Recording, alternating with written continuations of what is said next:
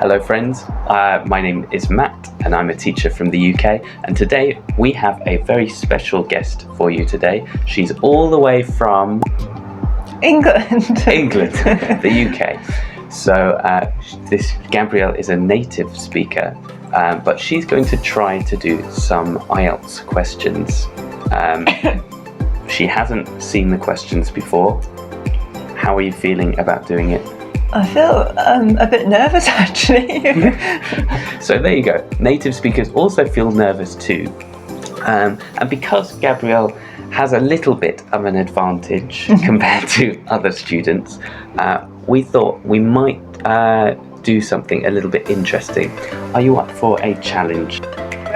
You didn't tell me about this. Well, just to make things more fun. Would you be up for a challenge? I'm up for a challenge. Oh, that's so good. So a lot of students, they worry about making grammar mistakes. Do you think you'd make any grammar mistakes today? Who knows?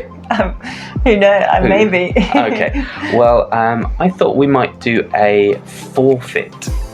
So if you make any serious grammatical errors, you have to do a forfeit. And a forfeit means that you have to do something, usually something not very nice, if you lose. But I thought to make things fair, if you don't have any serious grammatical errors, then I do the forfeit. Okay. Does that sound like a deal? That's a deal. Okay. So we need to make our forfeit. So let's go into the kitchen together. Really? Okay. Okay, for our forfeit we have a cup and we've each chosen 2 ingredients. I chose some Tabasco sauce, so let's add in a little bit of that. And also some very nice balsamic vinegar, which is very nice on salads. I've never drunk it before. And you might enjoy some of this later. I chose some chilli garlic. So I'm just going to grind quite a lot of that in because I was thinking Matt might have to be drinking this. Well, I know you like chilli, so you might really enjoy having that later. And I chose some curry powder because Matt loves the curry, so I'm sure. Well, you know, you're practically Sri Lankan yourself, so okay. There we go. And there we go. We might add a little bit of water just to make it a little bit more palatable. So thanks. I hope you enjoy your drink later. Some topics are quite hard for IELTS students because you get things that you're not expecting, or sometimes you don't know how to talk about this thing. Now, Gabrielle, you grew up in the north of England. Mm-hmm. So you must know about farming, right? No. Your father, I don't know anything about Your father farming. lived on a farm for 10 years. This was in Gabrielle's adult life. How much do you know about farming? Very, very little. Yeah, like seriously, you don't know anything really. No. Okay, so this will be a challenge. So what are the differences between traditional and modern agriculture? Well, I can only guess. I think traditionally it was very manual, the work of producing food. So people used their hands and very basic equipment. But these days, I assume, because I don't really know, but I think farmers have a lot more technology. There are combine harvesters that allow crops to be extracted quickly and seeds to be planted quickly. So I think it's become more efficient and less. I guess farmers don't have backache so much these days. So yeah, I guess labour intensity, less labour intensive. That's a good word. That's a good word we can put in. I should have said that. No, that was pretty good. That sounds like you knew what you were talking about. Did you feel very confident answering that question? No, but I think if you make generalizations, you can't go wrong. Really. Okay. You know, don't go into too much detail if you don't know about the topic. Okay, next question. A little bit easier. Do you think farming is important? Yes, of course, because we all need food to eat.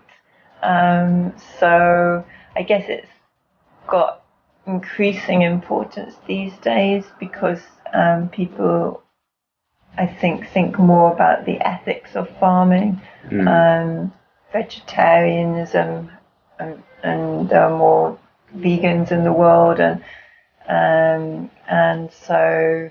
No, I'm stumbling. I've forgotten the question now. It was, do you think farming important? Is farming important? Yes, and probably never more so as important as today, as the population of the world gets bigger and we need more and more food, but space is limited. Okay, good. How do you think people feel when they eat vegetables that they grew themselves? I think it's probably really satisfying. I've never actually grown a vegetable myself, but my mum has grown. Oh, you have? There's this down here. So we have a lovely mint plant. We have a dead mint plant. A dead mint plant, and we also have a basil plant. No, that didn't survive. But yeah, to go back to the question, my mum does grow a few things like tomatoes and cucumbers and beans. She grew them in her conservatory, and eating those just felt wonderful because, firstly, it's like free food, isn't it? Even though you had to pay for the seeds or whatever, it's basically free. And secondly, just the satisfaction that, I think when you've seen something, I mean, here we have oranges just here, but seeing them grow throughout the year and then eating them when they're ripe in January is just wonderful, and it feels like they taste better as well. There is something quite magical about seeing it develop and change colour. Okay, so you mentioned your mum. Do people in general like growing vegetables in your country? I think it's becoming more and more popular. We have allotments in England, which are like areas of land that people can rent or buy to grow food. And there's quite a lot of allotments.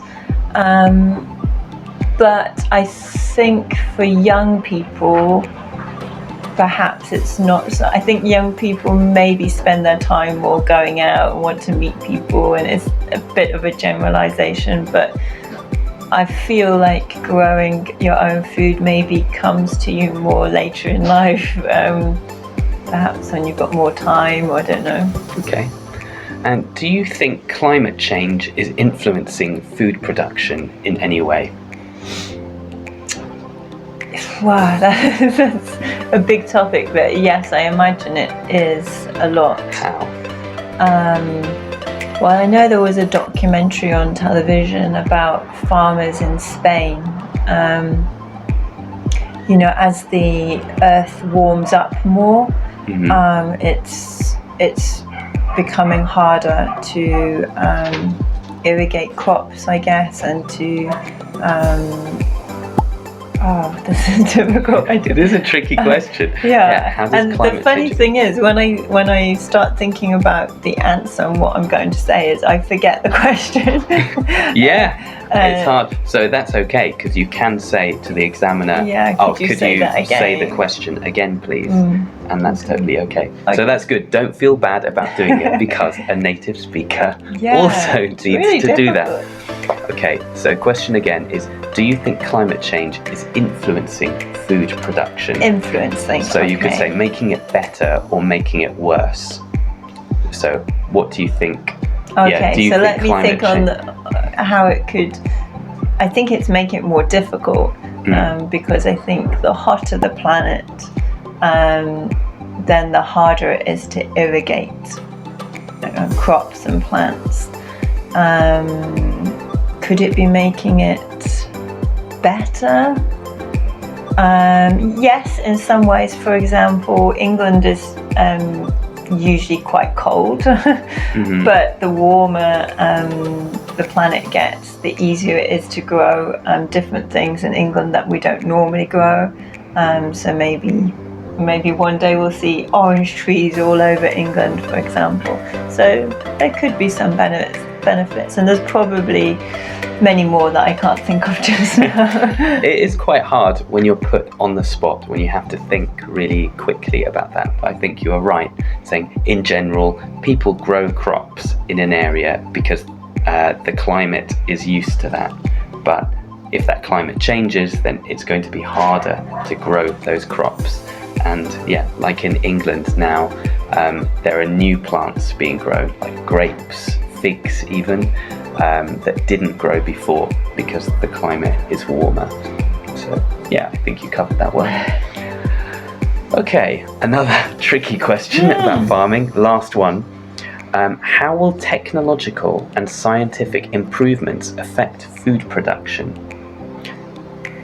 I think technological and scientific developments will enable more food to be produced, possibly in smaller areas, a smaller amount of space, because I saw a program where they were called vertical farms, and they were growing food, they were stacking food. So usually if you imagine a greenhouse, it takes a lot of space, there's rows of tomatoes, but in these modern greenhouses, food was stacked, and so it took up less space. I think though food will become less natural in a way, so it will have more preservatives, more chemicals going into it, and it will possibly look like too perfect, and we might miss that really kind of authentic, when you get a carrot that's all knobbly and that's like a real carrot, and I think that would be a sad time if everything was perfect and sprayed with chemicals. Which is basically most of our supermarkets now. Which is probably already, but it would probably be even more intense. Yeah. I guess another thing students could mention in that question would be, organic food. So now we're kind of we're having fewer chemicals and genetic modification. Let me ask you the question. No. Yes. How will technological and scientific improvements affect food production? Well, there could be many facets to it, but I think in general, technological development will probably augment farming in a way that makes it more efficient. So, as you mentioned, vertical farms can increase the yield, the crop yields that you might get per square foot or per square meter, and so that could sustain larger populations because the world population is increasing still exponentially. I think he knew the question. I didn't prepare an answer. It's much easier being the examiner. I know it is. True. No, these were really tough questions, I thought. What did you think about them? Yeah, I didn't like them. Yeah, I felt like it was quite difficult to think of answers on the spot. As I said, I'm sure I'd have wonderful answers if I knew the questions before. I just looked at them now. Okay, so that's the end of that topic. Do you think you made any serious grammatical errors? I probably made loads. I think when I especially when I don't know what I'm trying to say, it's probably very easy to kind of just say rubbish, probably. Okay, so just on the spot, did you make any grammatical errors, yes or no? Yes, probably. To be honest, I didn't catch any. Really? So unfortunately, that means that you have to do your own challenge. Yes. Yeah, because I think there was maybe one minor grammatical error in there, but certainly nothing major. What was that? I think it was a plural. To be honest, I'm not actually sure. I might have to edit that bit out. Here is your challenge. So I know I usually like balsamic vinegar, chilli and curry. but I've never really had it in a drink before, so I'm not looking forward to it so much. But seeing that you won the challenge, I must honour the forfeit. Down Okay. it, down it, down it. Santé.